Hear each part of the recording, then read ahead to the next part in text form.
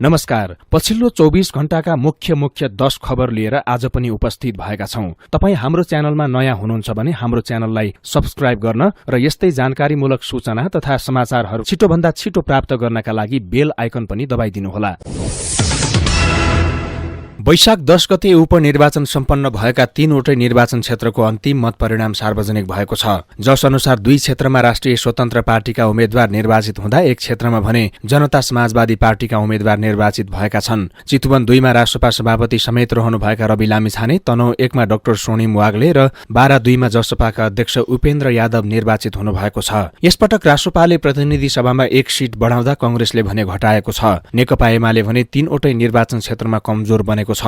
कंग्रेसले 2 ठाउँमा उम्मेद्वार उठाएकोमा दुवैमा पराजित भयो। 1 क्षेत्रमा जसपालाई समर्थन गरेको थियो। तनहुँमा 2074 बाहेक 2048 साल यताका हरेक निर्वाचनमा कंग्रेसले जित हासिल गरे पनि प्रतिष्ठाको लडाईँ भने कंग्रेस हार्न पुग्यो। यस्तै उपनिर्वाचनमा 56 उम्मेद्वारको जमानत जफत भएको छ। निर्वाचन आयोगका अनुसार विभिन्न पार्टी र स्वतन्त्र गरी 56 अर्थात निर्वाचनमा सहभागी मध्ये 86.15% उम्मेद्वारको जमानत जफत भएको हो। प्रतिनिधि सभाको प्रत्यक्ष तर्फका उम्मेद्वारले खसेको कुल सदरमतको 10% भन्दा कम मत ल्याए जमानत जफत हुने कानूनी व्यवस्था रहेको छ।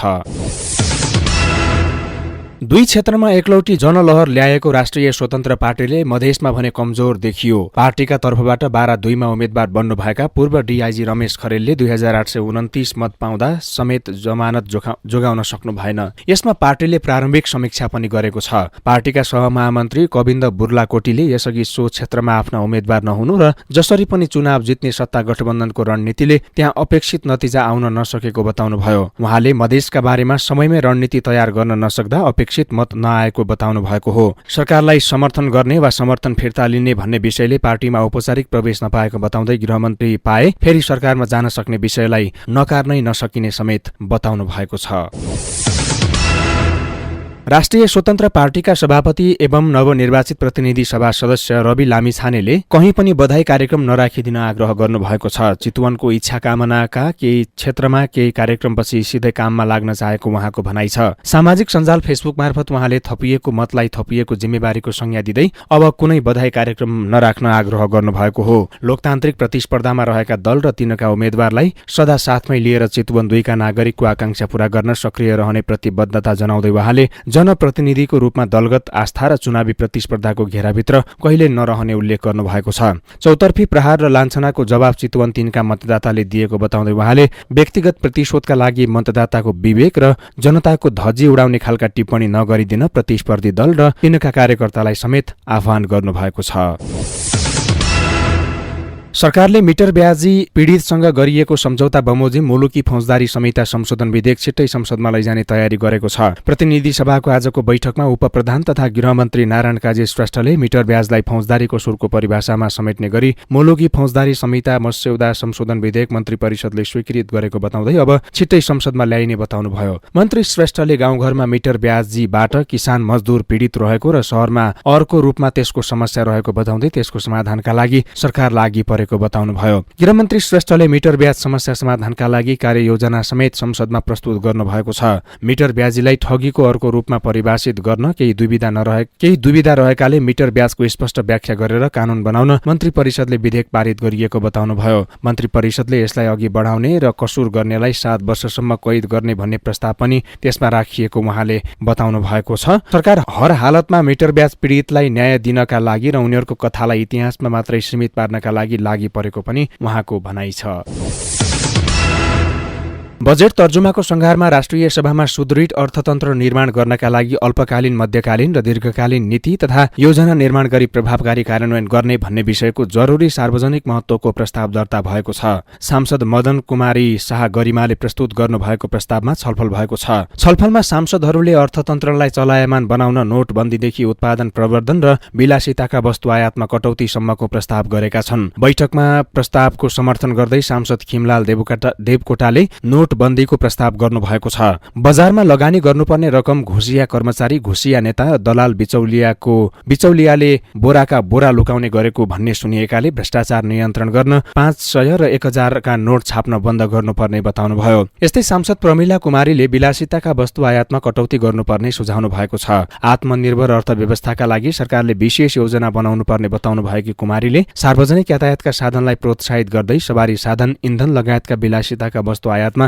कटौती गर्नुपर्ने बताउनुभयो। यस्तै सांसद विमला राई पौड्यालले विदेशी सहायता सुनिश्चित नभएका र आन्तरिक स्रोतले नभ्याउने नयाँ कार्यक्रममा बजेटमा नराख्न प्रस्ताव गर्नुभएको छ। अर्थतन्त्र निकै कमजोर अवस्थामा रहेको भन्दै बजार नियन्त्रण अहिलेको आवश्यकता रहेको उहाँले बताउनुभयो।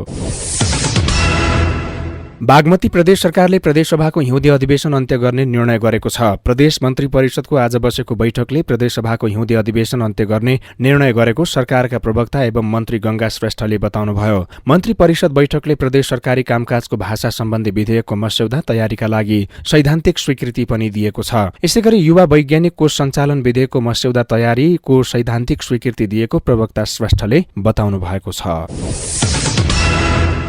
सर्वोच्च अदालतले वामदेव गौतमलाई राष्ट्रिय सभा सदस्यमा मनोनित गरिएको विरुद्ध परेको निवेदनमा 2.5 वर्षपछि सुनवाई सकेको छ। संवैधानिक इजलासमा सुनवाईपछि बहस नोट मगाउने आदेश भएको छ। कायम मकायम प्रधान न्यायाधीश हरिकृष्ण कार्की र न्यायाधीशहरू विश्वम्भर प्रसाद श्रेष्ठ, ईश्वर प्रसाद खतिवडा, आनन्द मोहन भट्टराई र अनिल कुमार सिन्हाको इजलासले बहस नोट मगाउने आदेश दिएको हो। 2074 को प्रतिनिधि सभा निर्वाचनमा बर्दिया 1 बाट पराजित हुनुभएका गौतमलाई मन्त्री परिषदको सिफारिसमा तत्कालीन राष्ट्रपति विद्यादेवी भण्डारीले राष्ट्रिय सभामा मनोनित गर्नुभएको थियो। निर्वाचनमा पराजित व्यक्तिलाई प्रतिनिधि सभाको त्यही कार्यकालमा मनोनयन मार्फत संघीय संसदमा लैजानु संविधानको मर्म विपरीत हुने भन्दै वरिष्ठ अधिवक्ता दिनेश त्रिपाठी र अधिवक्ता बद्रीराज भट्टले सर्वोच्चमा निवेदन दिएर गौतमको मनोनयन बदर गर्न माग गर्नुभएको थियो।